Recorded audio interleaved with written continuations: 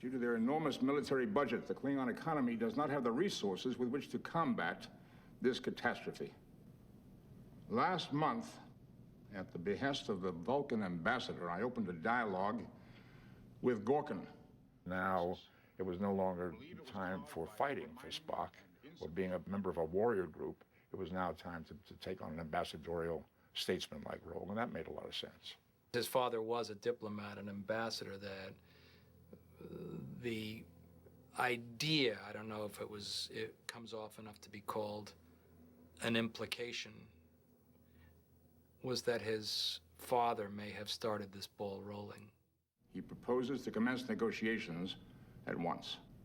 Negotiations for what? An end to almost 70 years of unremitting hostility, which the Klingons can no longer afford. Diplomacy is essential.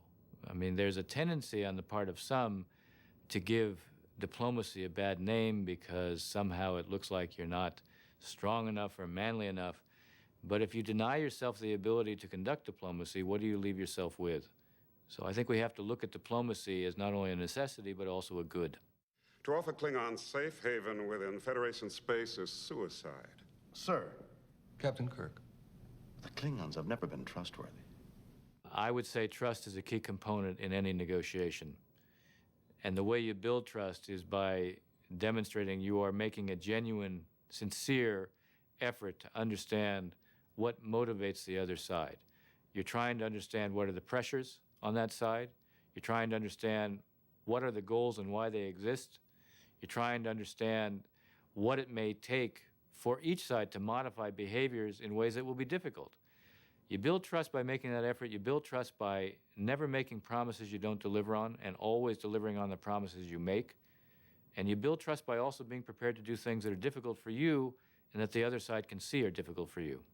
You, Captain Kirk, are to be our first olive branch. We have volunteered to rendezvous with the Klingon vessel which is bringing Chancellor Gorkon to Earth and to escort him safely through Federation space. A country that is laden with nuclear weapons, biological weapons, and chemical weapons, if that country were to collapse into chaos, if there wasn't security over those facilities, if that was the case, then the black market for those capabilities would be enormous.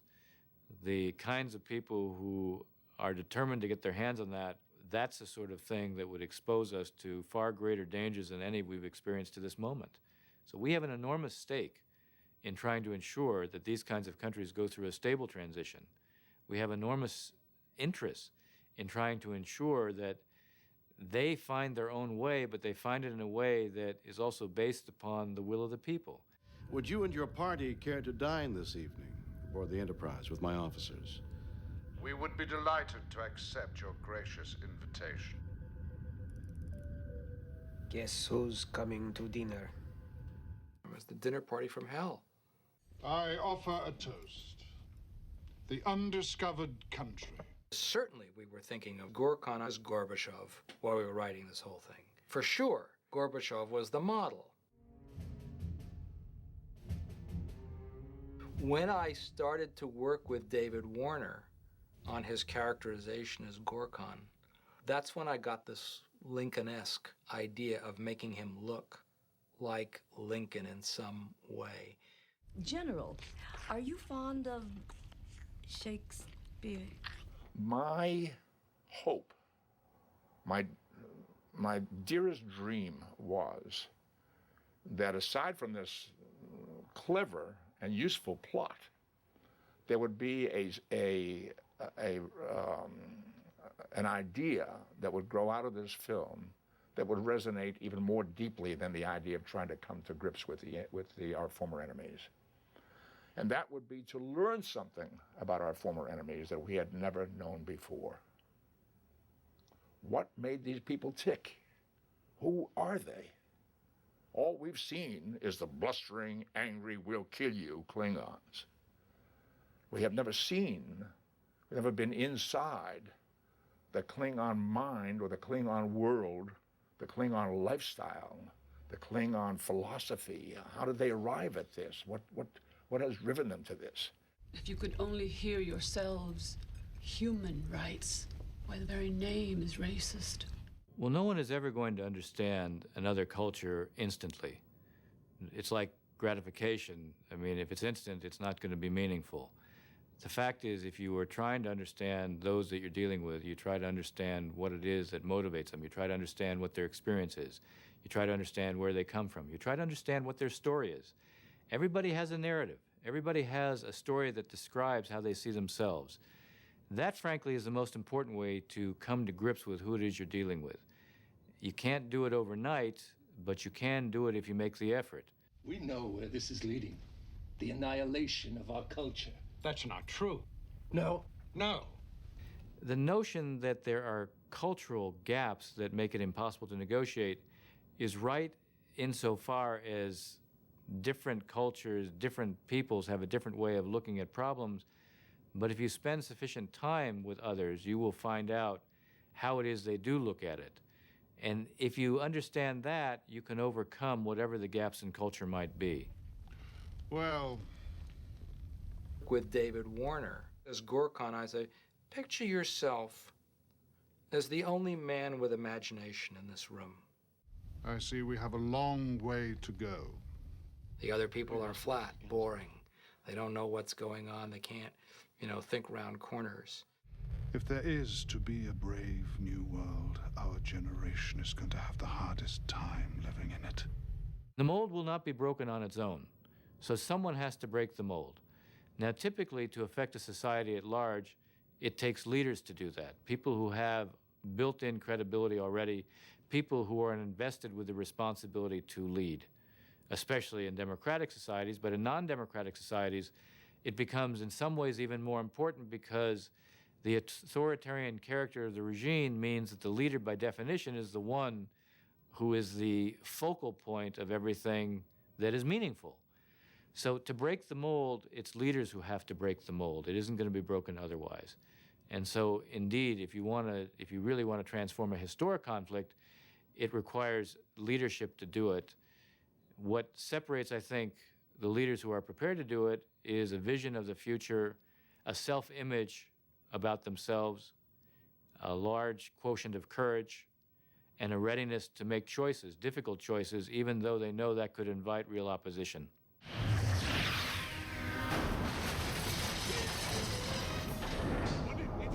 Somewhere running through my head in conceiving this movie was the notion that you could say, blessed are the peacemakers. You could also say, cursed are the peacemakers, because they keep getting assassinated for their pains. And there's a long, long list. Gorbachev didn't get assassinated, but we didn't know that when we were making up the story. And when we were in the editing room and he disappeared, we didn't know whether he was not paying the same price that Anwar Sadat paid for going to visit Mrs. Meir, that Yitzhak Rabin paid, that Gandhi paid, that Abraham Lincoln paid. Gorkon's assassination was Nick Meyer's idea. It made all the sense in the world.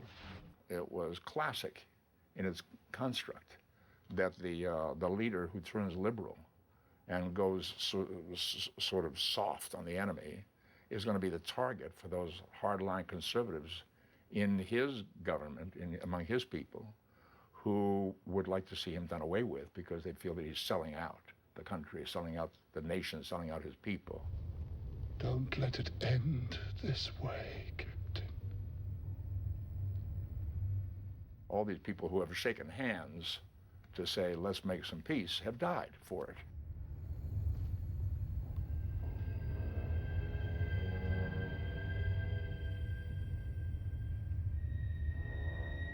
The assassination of Rabin had a major effect on me.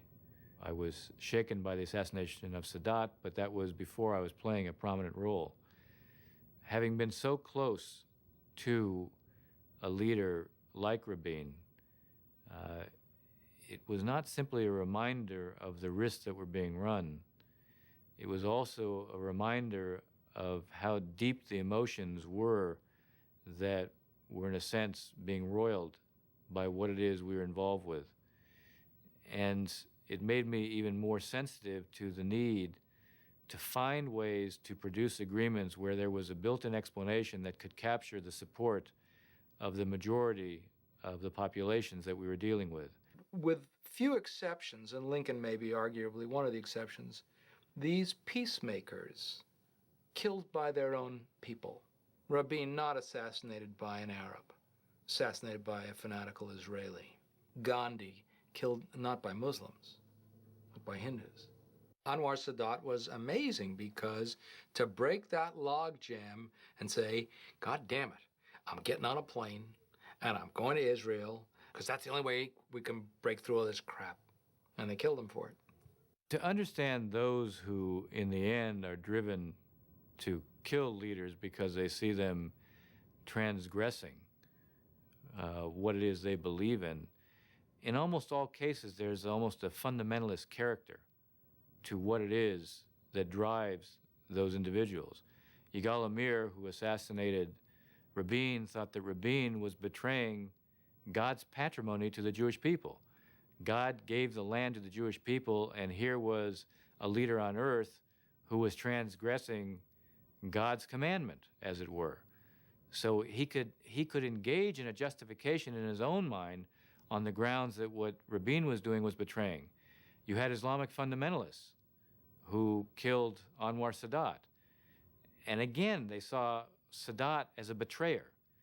Those who are going to assassinate leaders of this sort are themselves not just zealots, but they are fundamentalist believers who have a world that is not only black and white, but it's very easy to portray those who are betrayers.